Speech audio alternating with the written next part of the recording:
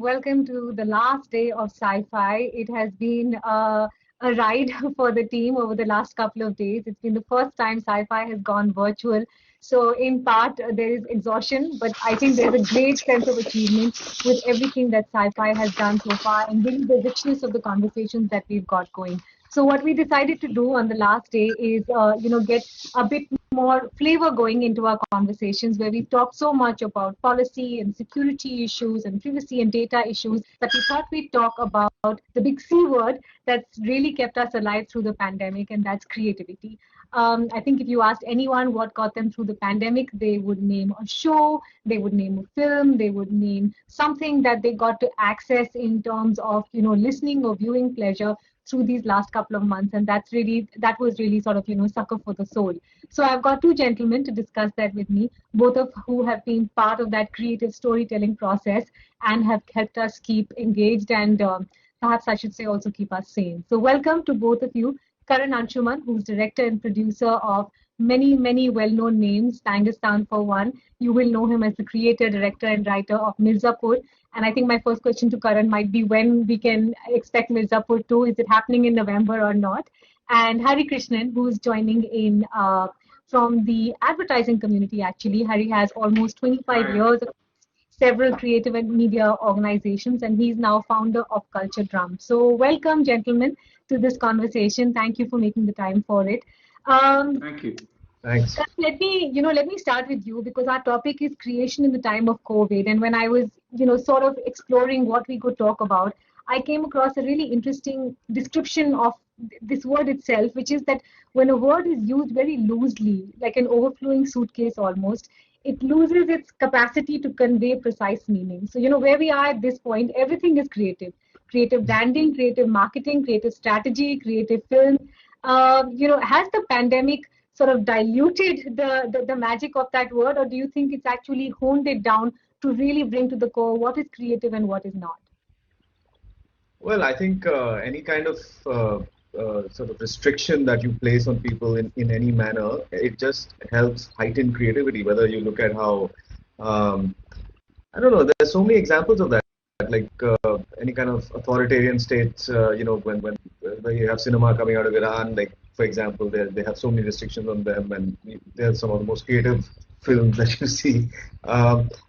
So we were all sort of tied down and sitting in our houses and thinking, and I think that just allowed for a lot more creative thoughts to sort of flow, and all sorts of creative. There is, of course, like you said, in all fields there is creativity that we should allow to shine and flourish, and whether it's in marketing or branding. I think some of, like, for example, like marketing, for example, like this whole meme thing that's happening around Mirzapur, it's completely like an Amazon's brainchild of in terms of the PR and marketing thing. It's not something that completely happened organically, but it was just the idea of sparking something like that, and it just happened to work wonderfully for the show and all of us. So that is very creative. I think it's not something I would have ever thought of. It was very cool.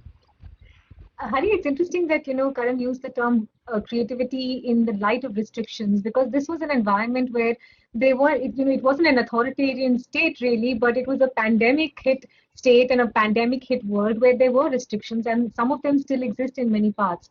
No cinema halls. I mean, they've reopened in some parts of India, but still not access to the kind of sets that one would have, not access to the kind of equipment perhaps that one would have.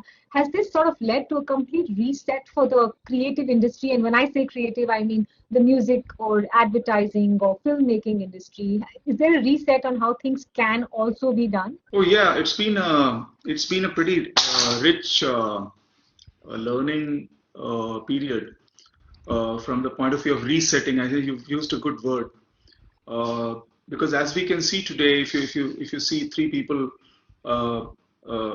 on in front of a laptop, it's completely eliminated the need for a large outdoor broadcast fan and a whole lot of paraphernalia. So really the whole industry, whether it was production industry, whether it was feature film production industry or advertising film production or news industry, everyone's seen the possibility of doing a lot more with a lot less.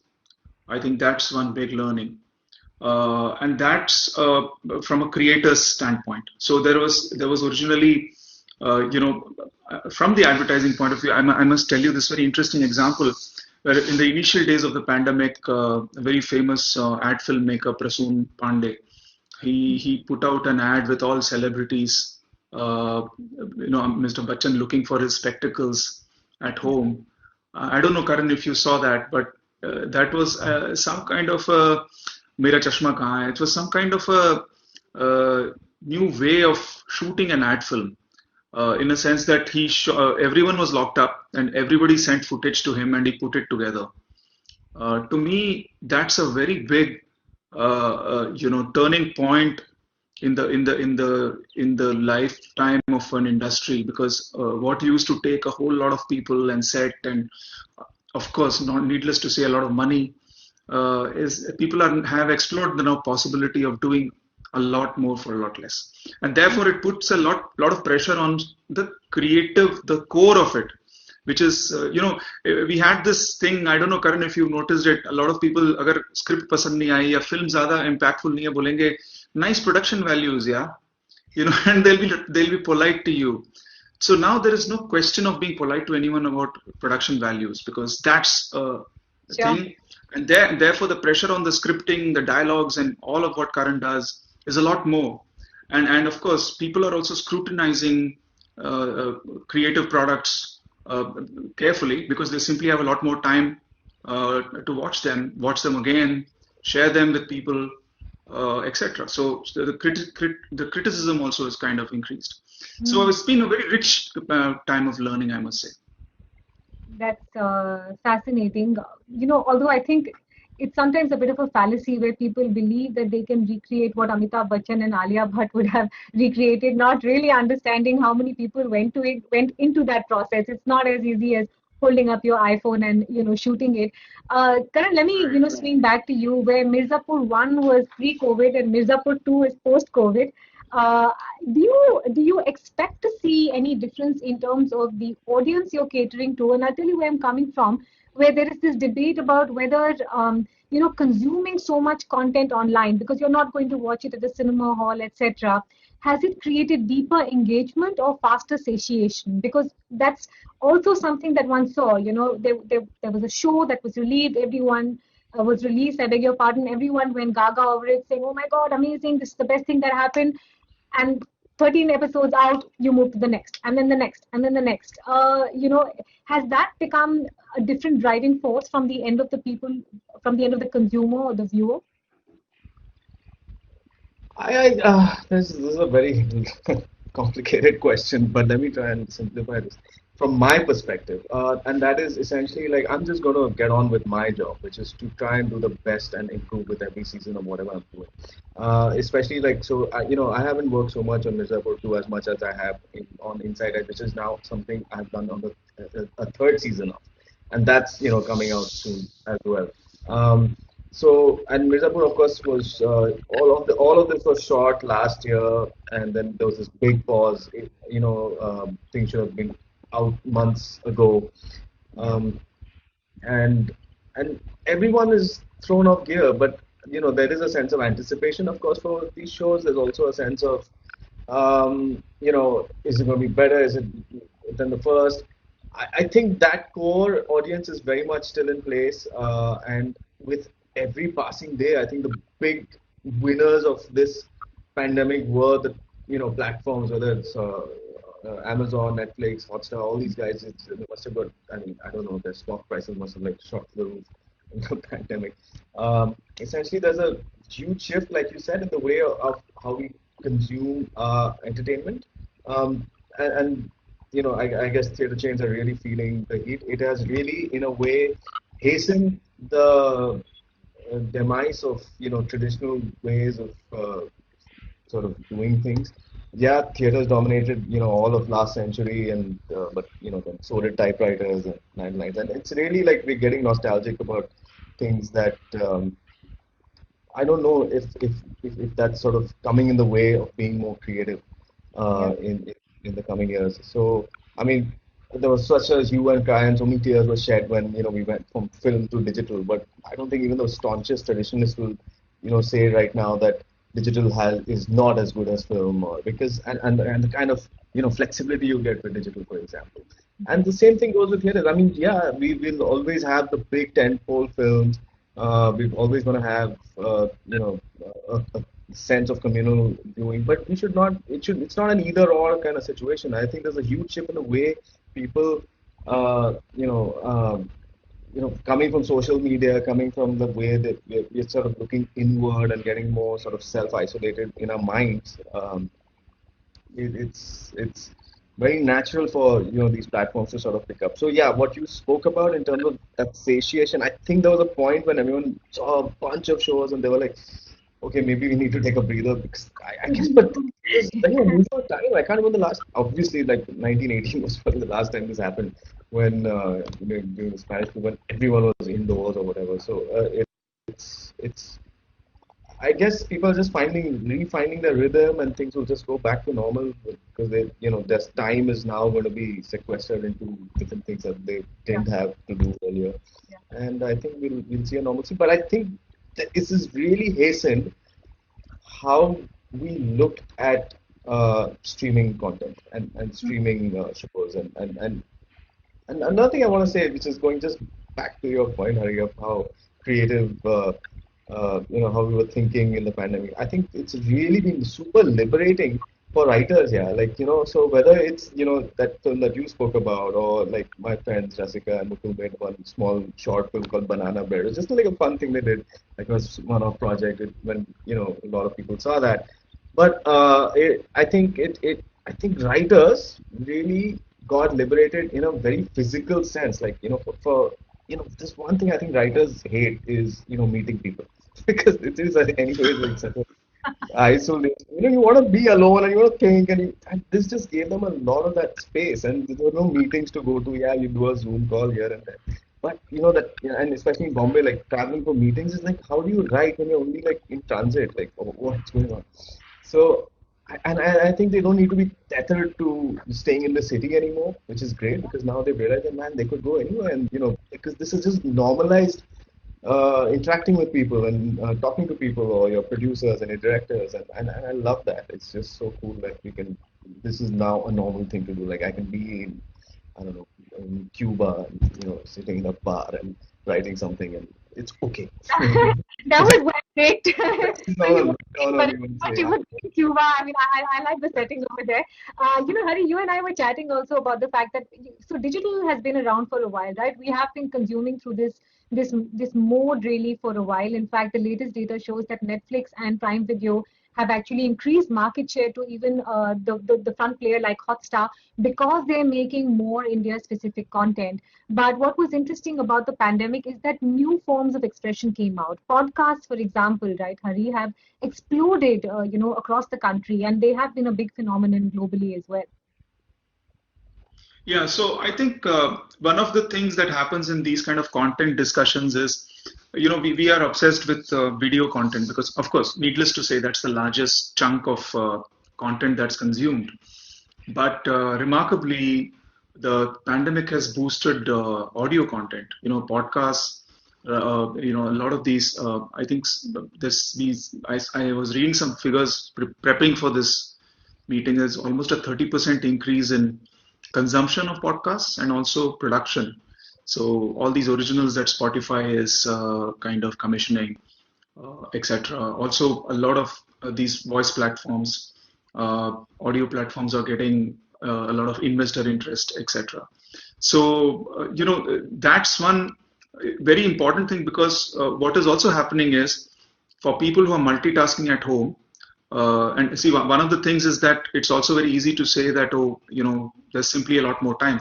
The truth is, there isn't a lot more time, because people are spending that extra 4 hours of commute at work. There are tyrannical bosses who are making you sit in front of the laptop and making you work all the time. So what's happening is, the radio principle is back. जैसे वो दुकान में बनिया बैठा हुआ पीछे radio चल रहा है. That principle has been applied to this thing. While I'm doing something, I'm doing many things. There's a podcast and there's a book I haven't read. it's playing on audio. There's a program I haven't heard, it's playing. So a whole lot of stuff on audio is a remarkable growth.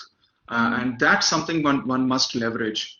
I know new storytellers are coming in that format, etc.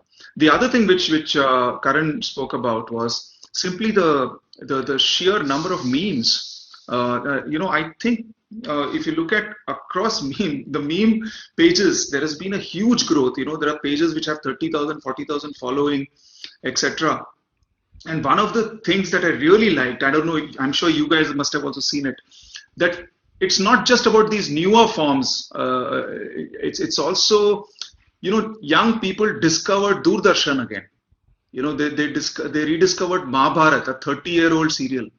A 35-year-old serial, Ramayana, they rediscovered. Suddenly, millennials who weren't even born then were laughing. Of course, they were consuming that content and laughing at, Bhishma ke piche cooler rakha hua tha and all of that. So a whole lot of, and I must tell you that ratings-wise, I think 2 or 3 episodes of Ramayana and Mahabharata kind of topped the ratings in terms of visibility during the pandemic. So discovery of newer formats, discovery of older formats, and doing spin-offs like memes. And in the case of Amazon, for instance, I must agree with Karan. Yes, it's a fantastic marketing tool to laugh at yourself. But in the case of all the Doordarshan old serials, I think it was simply organic because people were just tripping on what was going on. Besides this, there's other stuff also which we must realize, and I found these things kind of getting somewhere subdued into the background. One is gaming, the rise of gaming, because people couldn't meet each other. Young people who used to kind of meet all the time, they are kind of feeling more connected. And let's also agree that India is the cheapest data country in the world. And there are many things in the lot of things that have happened in the last 8 to 10 years. There are few things which happened right, or at least they set us up for this pandemic. Imagine this happening 15 years ago. We wouldn't have known what to do. So a whole lot of things happened, formats, old discovery, which is why I call it a very rich period of learning of what all we can do with creativity. Sure. Karan, this logic works, of course, for mediums like radio or alternately podcast, video, whether it's digital or any other format. What's interesting is that it does come at the cost of physical performances. I remember speaking, a few weeks back with Malika Sarabhai, and we were talking about how hard this has hit theater, for instance, or concerts, where it's, she calls it the rasa, which is the energy you get from the people watching, and that enhances your performance. Are you worried about how that space may again find its feet, or do you think this is just a lull and they're going to come back on? Because it's a very integral part of, how India was consuming content or enjoying content, these large open concerts, etc.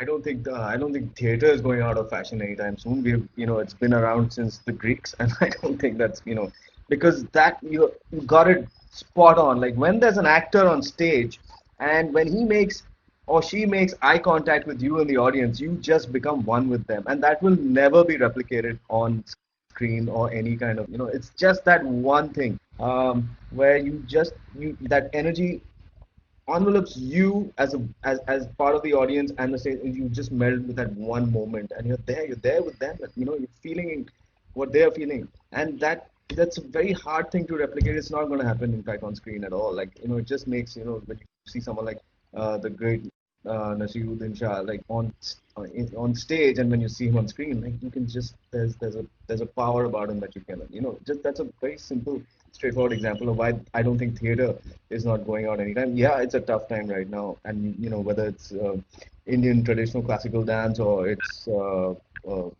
plays, or whether it's any form of a live performance, I don't think those are going out of fashion anytime soon. What is going out of fashion is just the screen of the size of your screen. When you're watching it on a film in theater or watching it on your phone, these things will keep changing.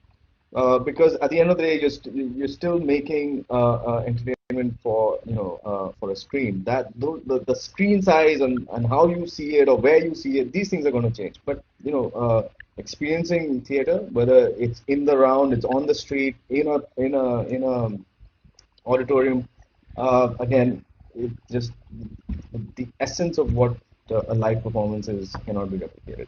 Yeah.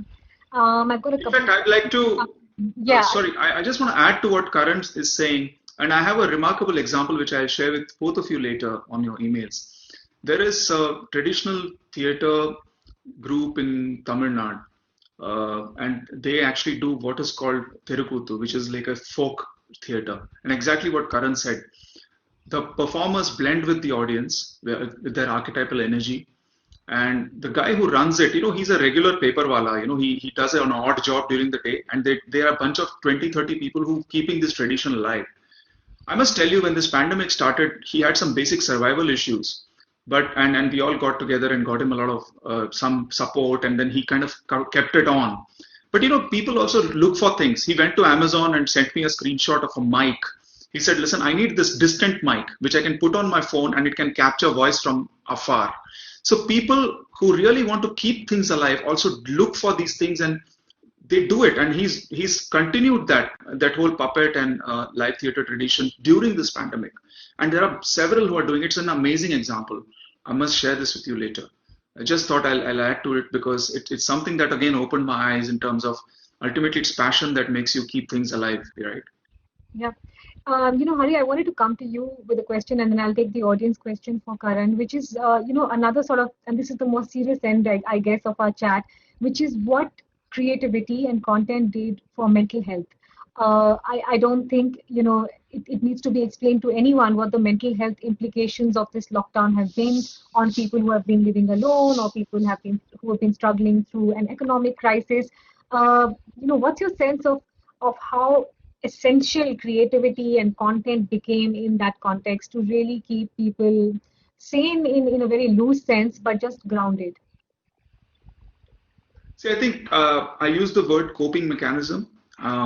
This whole the pandemic has been through 3 or 4 stages of its own evolution, where the initially it was all about the darkness of not knowing what is going to happen, and the whole oblivion of saying what is happening outside, I don't know, and that was one big area of fear and concern. So those emotions were evoked, and there was a certain kind of content that catered to that. Soon enough, it moved into a phase of acceptance, saying this is the way it's going to be for a while. So let's just laugh it off. So a lot of humor, etc., came into the whole. In fact, almost people laughing at the face of death. The coronavirus is actually a very lethal thing for all. If you know people who've actually died, I know a few people in my close circles. But the kind of jokes that it's attracting is like it's simply how people are coping with it, with the fear or the danger of it. So this whole curve that you see of emotions that have happened since March this year, almost 9 months, has been tackled by the different genres of content. Whether it is, very, very poignant and reflective stuff that you see and you put yourself there and say, hey, I've become more spiritual. Or it's simply something that, hey, I want to keep away from this and laugh at it, which is humor.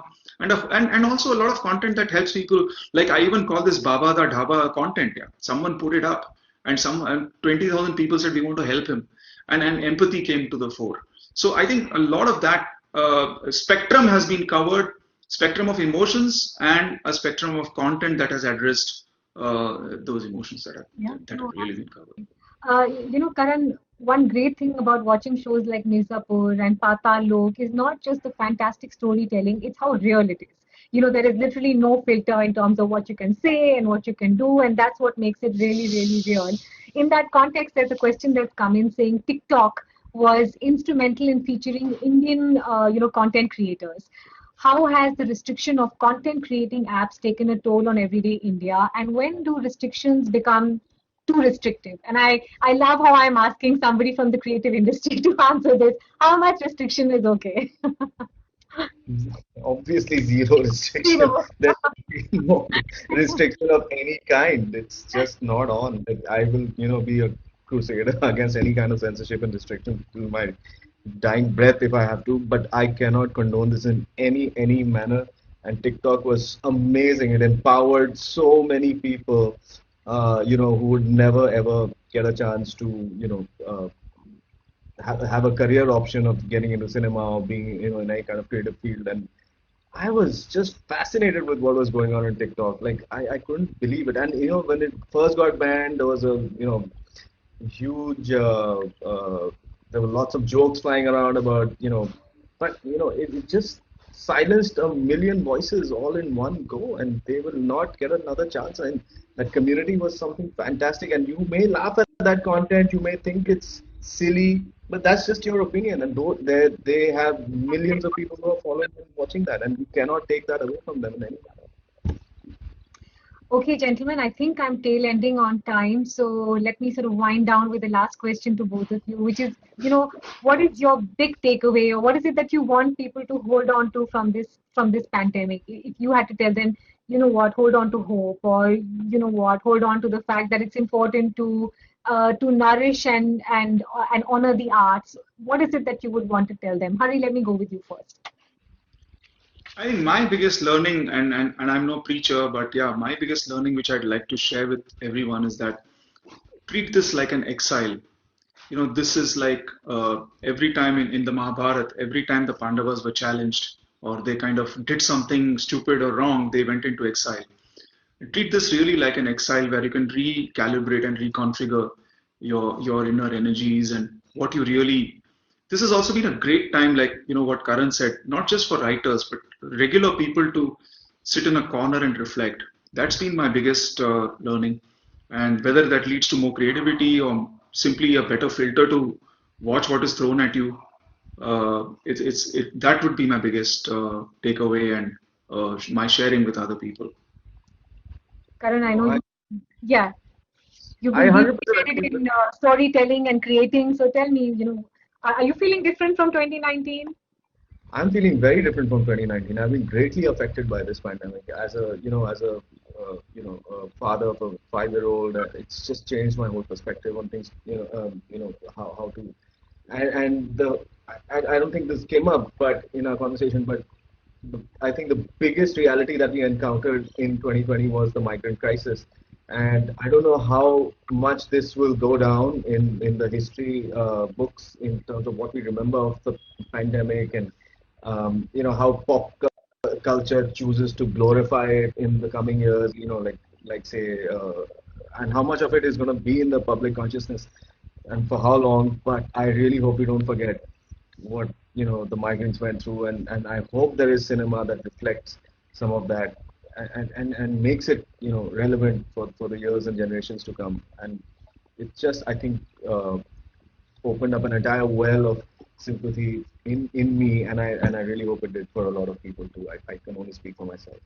No, you're absolutely right, Karan, and I think I would go so far as to call it a humanitarian crisis, not just a migrant crisis. I think it really laid bare our situation with, the ugly underbelly and the maggots and everything, and that's something we have to accept and carry as our burden as a nation. But thank you so much. I'm so appreciative of your time and the conversation. I hope everyone watching it enjoyed it as much as I did chatting with you. Thank you both again, Hari and Karan. Thank you so much.